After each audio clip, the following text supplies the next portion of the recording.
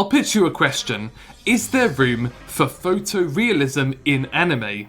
Stereotypically, anime is regarded as a 2D medium with 2D backgrounds and homogeneous character designs. Of course, this definition isn't exactly useful, since you can probably think of about 10 shows that don't fit this mold, but the point is that at the very least, these shows try to fit in to a similar aesthetic.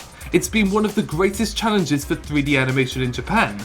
You've got this large established audience attached to a particular visual style that specifically excludes the entire production process that you work with. And so there's been an organised effort by Japan's 3D animation houses to find ways to replicate that style. New software, new production processes. It's not just about cel shading, it's about finding an entirely new way of doing things. One of the most successful attempts is actually Studio Orange's Land of the Lustrous airing this season, which I may or may not be researching for a video. But what if you rejected that challenge entirely? What if you, as a company at the forefront of technological skills and equipment, devote more time and resources to creating anime? Hello and welcome to the Canipa Effect. This is an anime studio spotlight on the 3D CG studio, Digital Frontier.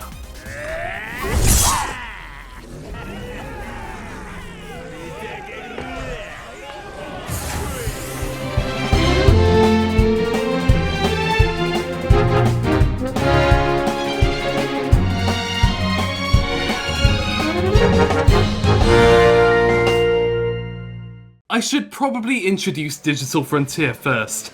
Digital Frontier are a 3D production studio at the height of 3D CG animation in Japan.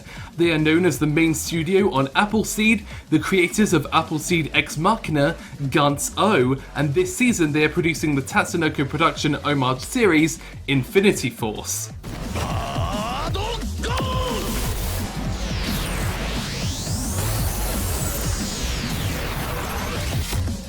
In addition, they created all of the Super Smash Bros. For Wii U trailers, do motion capture for the Yakuza series, and create the opening films for TEKKEN. They are also the parent company of Studio Gemba, known for, well, this.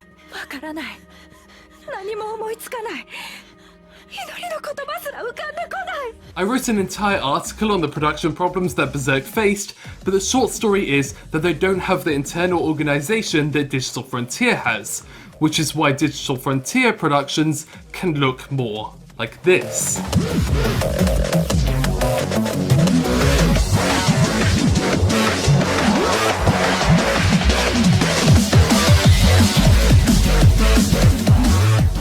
The relationship between technology and art is shaky. Technological prowess can aid in the delivery of artistic ideas, but with sophisticated technology and software comes assembly lines. It's difficult to guarantee that the original idea will make it through all of those twists and turns. It's an advantage that 2D animation has over its 3D counterparts. There is generally not much difference between an original keyframe animation and the final product, and that's why animator fandom is possible. There are a number of animators whose work can be recognized. But in 3D, it's difficult to know how much of a particular scene was created by a human being, let alone which human being it was. So the job of maintaining a particular vision often falls to the 3D director, and Digital Frontier has 8 of them, each specialised in different parts of CGI production and different media, allowing for a visual diversity across their productions. Simply put, because each director is a specialist at a certain genre or type of film, they can use technology effectively to create art within their genre. For example, Yasushi Kawamura, the director of Gantz, is a specialist in science fiction, and so he knows how to capture using futuristic weapons and spent a lot of time on the mechanics of the X gun that Kato uses in the film. In 2016, Gantz won the CG World Award for 3D in a feature film, beating out both Your Name and Shin Godzilla, much to the surprise of the staff at Digital Frontier. The reason CG World offered for giving the award to Gantz referred to accomplishments in realistic expression within 3D. This was something that plagued the staff for the 5 years that the film was in production. They were creating anime, but wanted to accomplish something realistic.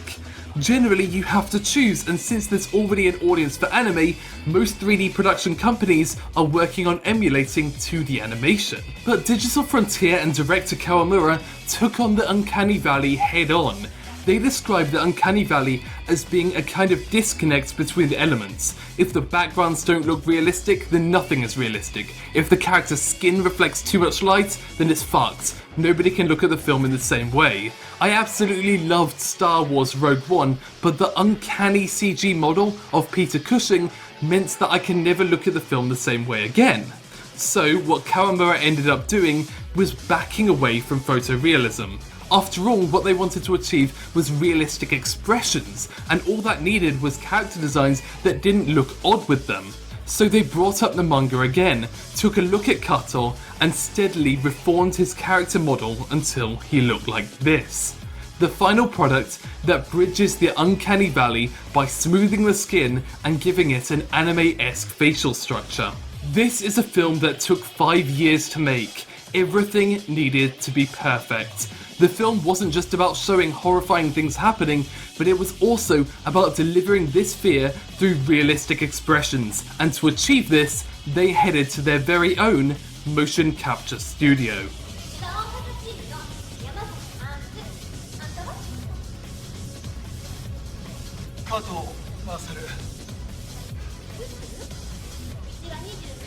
But Digital Frontier aren't referred to as such because it sounds like a cool name, and so a huge part of Gantz's success was due to their technological abilities at the studio.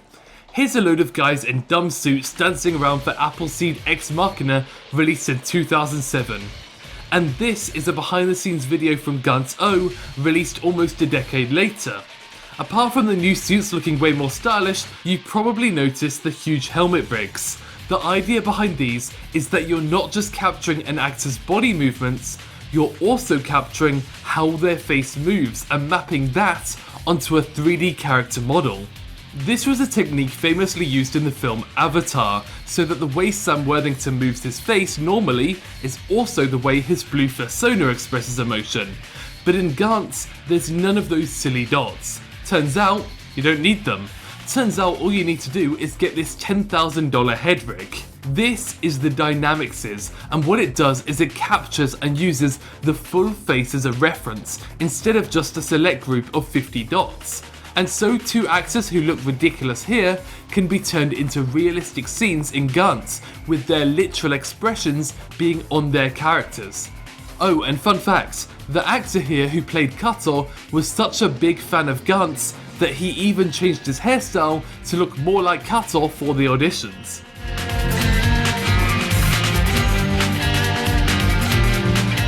Although it's important to note that 3D companies don't usually spend all their time working on their own films. This process is incredibly expensive, and even though Digital Frontier is a huge company, they need to take up other jobs along the way.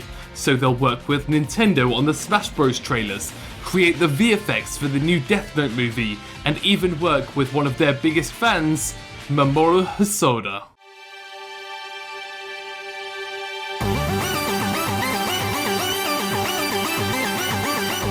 That's right, Hosoda is a huge fan of Digital Frontier, and in fact, one of the studio's very first works was his short Digimon film called Digimon Grand Prix, released in 2000. This was back when Hosoda was working at Toei Animation, but when he started creating his own feature films, he finally got the chance to work with them again, starting with Summer Wars. Summer Wars is a 2-hour film, but almost half of that takes place within the CG environment of Oz.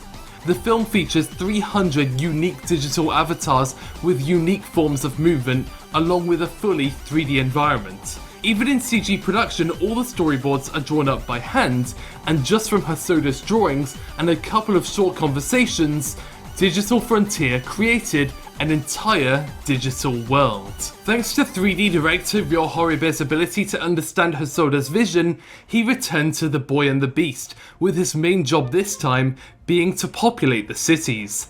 And so for The Boy and the Beast, there were 600 total models to be produced for crowd shots, with hundreds of them moving at once.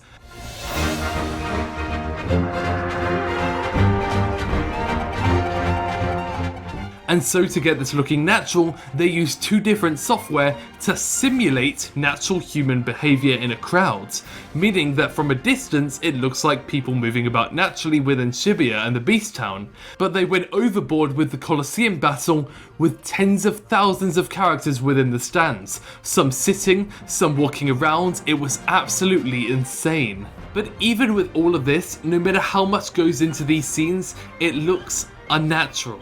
Having 2D characters, particularly the unique designs within Hosoda's films, on screen with CG humans just ends up looking wrong. CG looks best when it works on its own merits. This is why Mamoru Hosoda is planning to direct a fully 3D film with Digital Frontier. But in the meantime, Ryo Horibe's next project was Infini-T Force, a 3D TV series that combines the worlds of classic Tatsunoko characters. Gatchaman!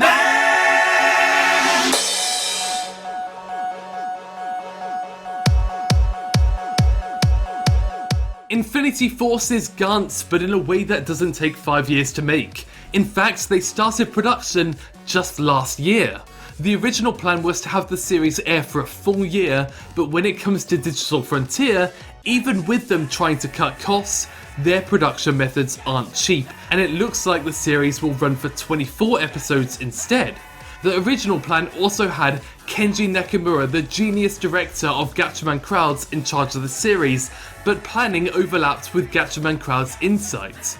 Additionally, they used techniques such as real-time render to speed things up, a technique often used in video games. Real-time render is a technique that skips the parts where you have to wait an entire day to see the final version of a dude walking, instead creating the render immediately.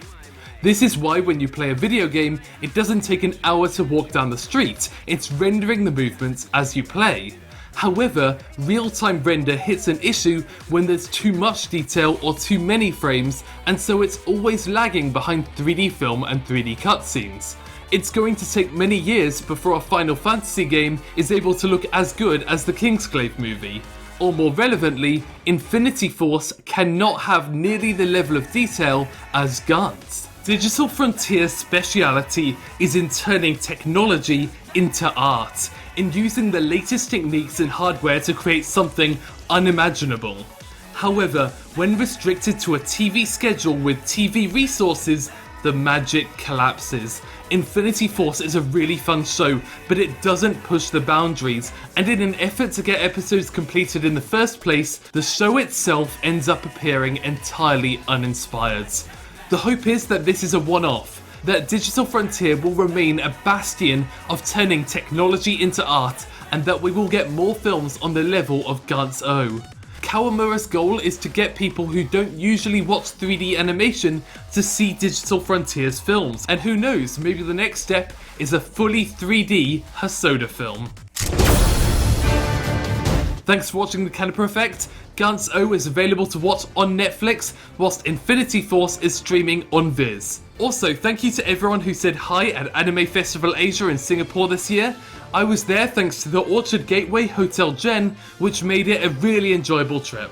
But before I go, I'd like to thank these spectacular people for supporting the channel. In particular, I'd like to thank the youthful Jakob Gard, the classy Cubes, the mythological Mike Tamborelli, the fancy Frogkun who translated part of the research in this video, the headstrong Hamad, the fashionable Flying Colours Foundation, the attractive Austin Hardwick, the illuminated Isaac Wu, literally my own mother, and the person who has been a patron for so long that I'm running out of A objectives, the airworthy Albereo. That's right, Albereo can fly now. Please visit the Canipa Effect Patreon to see what I've been working on and perhaps support the channel.